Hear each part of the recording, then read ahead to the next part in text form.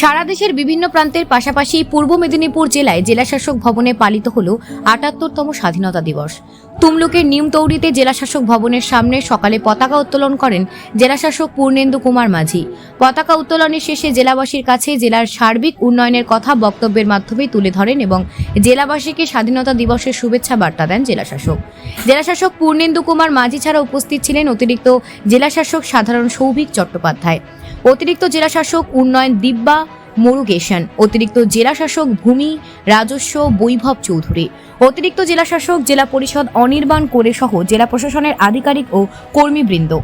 জাতীয় পতাকা উত্তোলনের পর কারারই লৌহ কপাট স্বাধীনতা আন্দোলনের ইতিহাস প্রদর্শিত হয়। ভারতের স্বাধীনতা আন্দোলনের স্বাধীনতা সংগ্রামীদের অবদান তুলে ধরা হয়। নতুন প্রজন্মের ছেলে মেয়েদের উৎসাহিত করবে বলে জানালেন জেলাশাসক পূর্ণেন্দু কুমার মাঝি। এরপর জেলাশাসকের দপ্তরে নাচ গান আবৃত্তির মাধ্যমে অনুষ্ঠান সমাপ্তি হয়। Bureau report, news prime Times. ভারতের ৭৮তম স্বাধীনতা দিবস।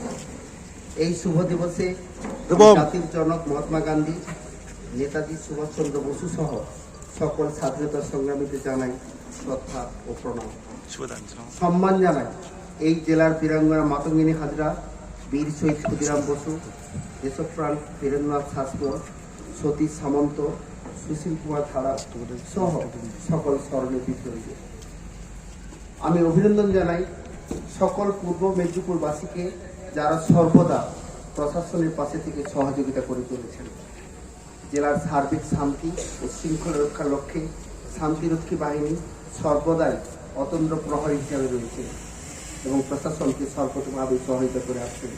আজকে এই শুভ দিবসে জেলা আরক্ষা রক্ষক সহ সকলকে জানাই আমার হার্দিক অভিনন্দন।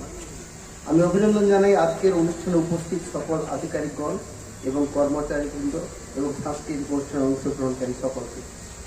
এই জেলার সার্বিক শিক্ষার হার তুলনামূলকভাবে অনেক উন্নত। স্কুলছুট ও বাল্যবিবাহ রোধে জেলা প্রশাসন বদ্ধপরিকর।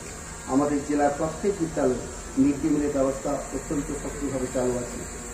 সার্বিক স্বাস্থ্য বিধানের লক্ষ্যে আমাদের জেলার ব্লক, মহকুমা ও জেলা স্বাস্থ্য কেন্দ্রগুলিতে সুযোগ্য চিকিৎসক মণ্ডলী এবং সেবক ও সেবিকাগণ সর্বদা সেবায় নিয়োজিত রয়েছেন। বর্তমান সময়ে ডেঙ্গু প্রতিরোধে তারা অত্যন্ত সাফল্যের সঙ্গে কাজ করে চলেছেন। চিকিৎসক মণ্ডলী সহ স্বাস্থ্য ব্যবস্থার সাথে যুক্ত